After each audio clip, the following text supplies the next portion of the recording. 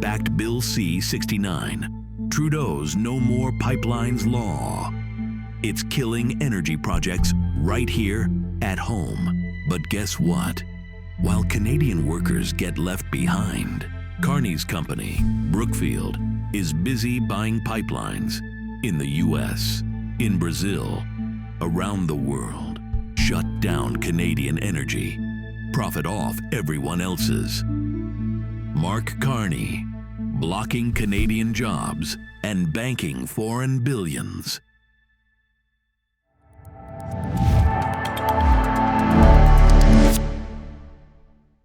Hi, I'm Candice Malcolm, and this is the Candice Malcolm Show. Hope everyone had a wonderful weekend. We are back, and in week 3 now of the federal election, things are getting really heated, really tense. Actually, there was video that was surfacing online of a Pierre Poilievre supporter and a Mark Carney supporter, 2 women, middle-aged women, getting into a fist fight in a line to go into a campaign. Unbelievable. You can see the tensions in Canada at this point. The country is just at a tipping point.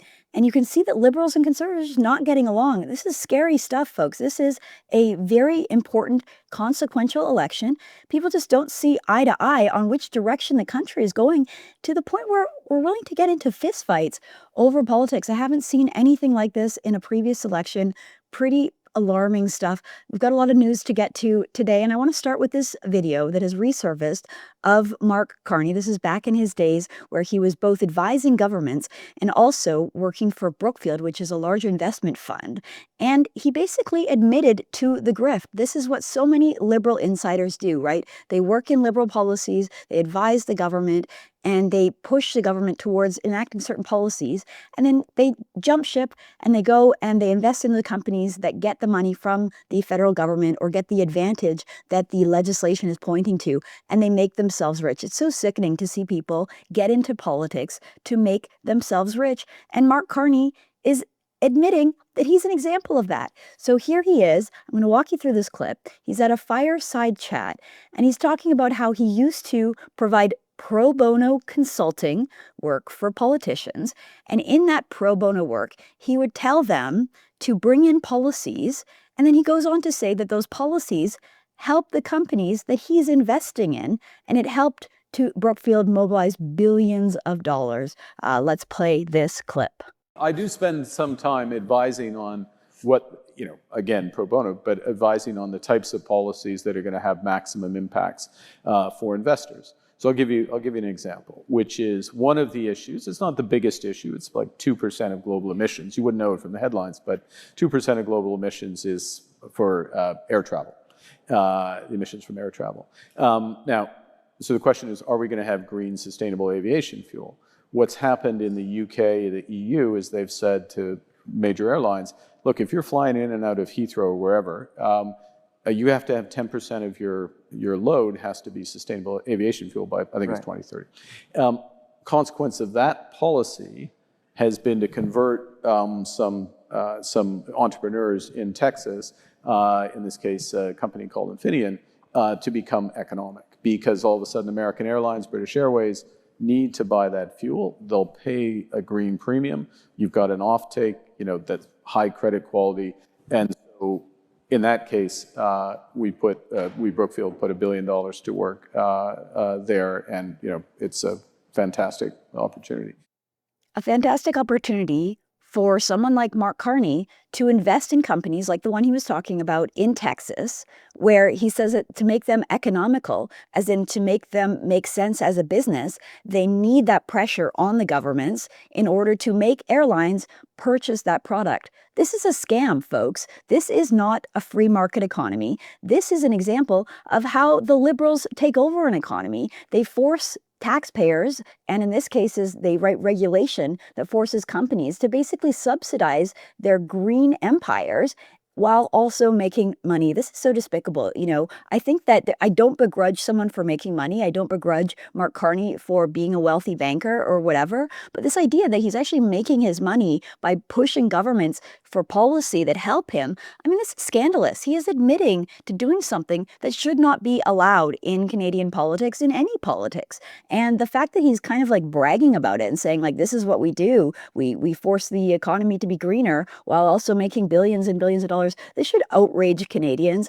And for him to just nonchalantly say that that is the business plan, this is not good, folks. This is not good. This is one of the things that I really worry about Mark Carney, that we know so little about him. We don't know, I mean, for instance, the whole thing with the blind trust. We don't know where his money is invested. We don't know how much money he has. We don't know where his money, how he made his money, how much of it is through deals with China, how much of it is still in Brookfield. For all we know, he's becoming prime minister so that he can make more money for himself, so that he can enact new policies and direct money towards Brookfield. I did an entire documentary last week talking about how I think that this is the whole purpose of his housing policy, that his housing policy is to create hundreds of thousands of rental units, potentially for Brookfield to own and manage. Go check out that video because I walk you through the entire thing. But this is everything that's wrong with the liberal grift, with liberals pushing the green policies using big government to fund big corporations. It's corporatism, and Canadians should reject this. Canadians should choose to go with the free market approach to things and get big governments and big business away from each other and break them up. And unfortunately, that is not the direction that Mark Carney is going. And something else about the economy, we just got the economic figures on Friday, and wow, Canada's economy, the wheels are starting to fall off. So here is the Financial Post, this is how they reported it. Canada's unemployment rate rises to 6.7% as the economy loses 33,000 jobs, the largest decrease in employment since January 2022. We read from the story, nearly 1.5 million people in Canada were unemployed in March 2025, up 36,000 from the previous month and up 167,000 from a year ago. Employment fell in the wholesale and retail trade, information, culture and recreation, agriculture, manufacturing, and construction sectors. Wow, that's pretty much most of the economy here. We're feeling the contraction. This is what a quote from this article says: the wheels may be starting to fall off the Canadian labor market with a 33,000 person decline in jobs during March, falling well short of consensus forecasts for a 10,000 gain, says Andrew Grantham, an economist with CIBC Capital Markets, after the data was released. So economists projected that we were going to gain 10,000 jobs. Instead, we lost 33,000 jobs. Folks, this is what the entire election should be fought on. The entire election should be a referendum on the liberal economy, what the liberal policies have done to our country. This is just one example. And I know the legacy media will try to tell you that this entire thing is a result of Donald Trump, President Trump, his tariffs, and the retaliatory tariffs that the Canadian leaders are taking, but that's not even the case, because the tariffs have just come in and we haven't really felt the extreme extent of those tariffs and the resulting job losses. These job losses, this jobs report is basically pre-tariffs, and it is painting an absolutely bleak picture. Now, while Canada is suffering this terrible job loss, we see the United States is actually having the opposite impact. So look, President Trump's tariffs are absolutely ridiculous and stupid, and I'm no fan of them whatsoever. They have absolutely just caused a ruckus in the stock market, and the American economy, we're told, isn't doing very well. And yet, when their numbers came out, we learned, the Bureau of Statistics reported an increase of 228,000 new jobs, right? So just compare and contrast, right? We're told that Donald Trump is an absolute economically illiterate, and he's an oaf, and he's going to drive the Americans into depression. And meanwhile, Mark Carney is some kind of an economic rock star that's going to guide us through this tumultuous period. And yet, the numbers show the exact opposite, that the United States is gaining hundreds of thousands of jobs, while Canada is losing tens of thousands of jobs. It is just absolutely unconscionable. And I want to talk a little bit about Mark Carney, because look, what he's saying is not helpful. First of all, he's stomping his feet saying that we're going to win this trade war. Look, I think it's pretty obvious at this point that Canada is not in a position to even cause a dent in the American economy, right? The American economy is just so much bigger. There's so much more going on over there. We are so much more dependent on the Americans than vice versa. Mark Carney going on as if that's not the case. And while he was speaking at a campaign event in British Columbia, this is so classless, so arrogant, but he starts taking aim at the conservative premiers, right? Doug Ford and Danielle Smith, who potentially should be his allies, right? His allies in trying to negotiate with President Trump, trying to understand President Trump, trying to speak in a language that might resonate with President Trump. You would think that the Conservative premiers in Ontario and Alberta would be his allies. Instead, he's out there at a campaign event, mocking them, making fun of them, and just completely acting with no class. Let's play that clip. We're fighting the Americans in the pocketbook. We have retaliatory tariffs on them. We just hit them again in the auto sector. We're fighting them on Fox News, which is what they understand. We're sending Doug Ford onto Fox News to show them that we're not messing around up here. And we're going to send Danielle next. Maybe we won't send her. Maybe we won't send Danielle. No, maybe we won't. We won't send Danielle. We're going to keep her. No, keep her. No, that's a bad idea. Forget. Strike that. Strike that. Just ignore that back there. So first of all, Mark Carney, don't quit your day job. You're not a stand-up comedian, not very funny, even though the room loves it and is laughing and jeering. But really, you are the Prime Minister of Canada. You're supposed to be acting like a statesman, especially at this point when you're basically just a caretaker Prime Minister. You haven't received a mandate from the country. You're not even an elected member of Parliament. And there you are mocking and making fun of the elected leaders of the two most powerful provinces in the country. Just absolutely despicable, making fun of Danielle Smith. Not helpful there. A very, very poor look for Mr. Carney and the Liberals. Now, the Liberals have turned to their dirtiest trick in the books, their oldest trick in the books. Every time there's a federal election, they find a way to bribe the media, to offer the media more money, to give more money to the journalists that are covering them. This is an unbelievable conflict of interest, folks. There is no reason why the federal government needs to fund journalism, and it should be absolutely illegal for them to announce these changes and this funding in the middle of the campaign. They are literally bribing the people whose job it is to hold them accountable during election for all to see. So first, Mark Carney, over the weekend on Friday, he pledged $150 million, you guessed it, to the CBC. He said that they were underfunded. Can you believe it? The CBC gets $1.2 billion a year from taxpayers. Part of the reason they get that much money is because back in 2015, the first time Justin Trudeau was getting elected, he bribed the CBC with more money. That's part of the reason why he won the election. And he gave them huge amounts of money for the positive coverage that he got. The CBC did their duty and covered for Justin Trudeau time and time again during his time as Prime Ministership. It is an absolute disgrace and a disservice to Canadians that this is happening. Mark Carney playing from the same playbook. Unbelievable. Here he is speaking in Montreal, talking about his love of the CBC and why it deserves more of our money. If elected, my government will take action to enshrine and protect and strengthen CBC Radio Canada for generations to come. When it comes to this most important of Canadian institutions, all Canadians should have their say, not just a small group. We will not only increase CBC Radio Canada's funding by $150 million, but we will also make this funding statutory, meaning that Parliament as a whole will need to approve any future changes to its funding, not just the Cabinet. Unbelievable. So Mark Carney is trying to make it so that even if Pierre Poilievre wins in the future, he won't be able to defund the CBC as promised. Canadians need to speak up. This is an absolute disgrace. They should not get to do this. The CBC is a hard left media organization. They push an agenda. It is bad for Canada. It's bad for Canadians. And the fact that the Liberals are openly bribing them during an election, again, I believe that should be criminal. That's not the only journalist that is getting bribed during this election. So if you recall, the Trudeau government introduced something called the Online News Act. The Online News Act forced the big advertisers online, mainly Google and Facebook, now called Meta, to pay up. They wanted to force these companies to pay Canadian media every time someone shared their link online. Well, Meta said no way and decided to pull news altogether in Canada.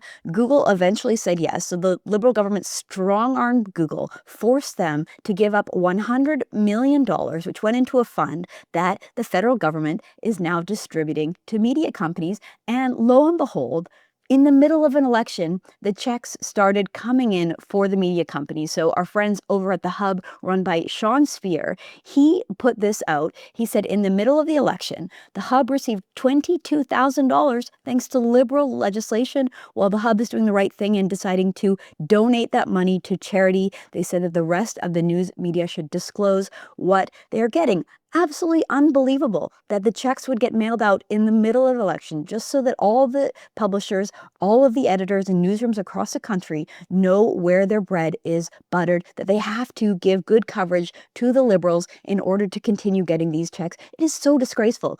Folks, this is not a free country. This is not how a free press in a democracy should operate. There is no reason why the government should be involved in the business of news media. Look at us here at Juno News. We just launched 2 months ago. We are already incredibly successful, thanks in part to the viewers like you watching. Anyone who heads on over to Juno News, subscribe to support independent research, fact-based news stories that come out. We put out 10 to 12 stories every single day. Encourage everyone to go over and subscribe in order to support independent media and free-thinking media.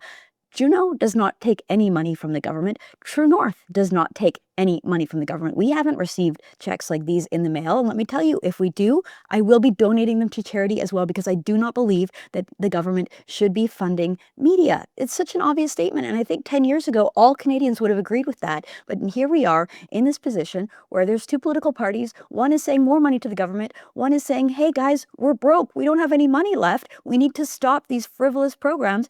And how can you have a free press that's unbiased and holding people accountable when they're getting money from the government? It is so wrong. And that is why, again, both True North and Juno News do not get this money. And if we did, we would donate it immediately to government. This is just absolutely unacceptable.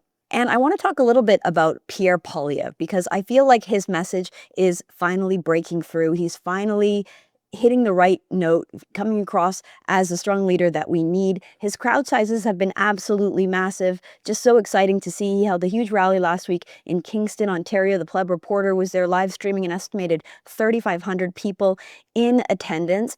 And he was over in Penticton over the weekend as well. Another 3,000 people in attendance there. And I want to play this clip that is just really heartwarming. What a nice way to end the show today. Pierre is speaking at a rally. He spots a little girl in the audience, invites her to come up.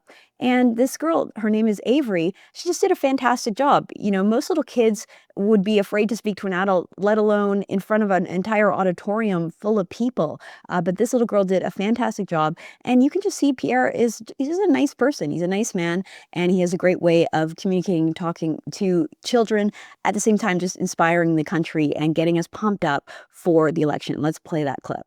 You like that? Look at this little girl. Who is this little girl? What's your name? What's your name? Avery. And what brought you here today, Avery?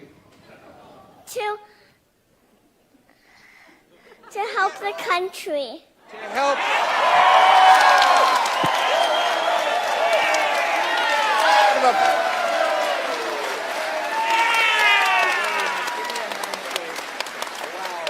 She's even got a wonderful handshake.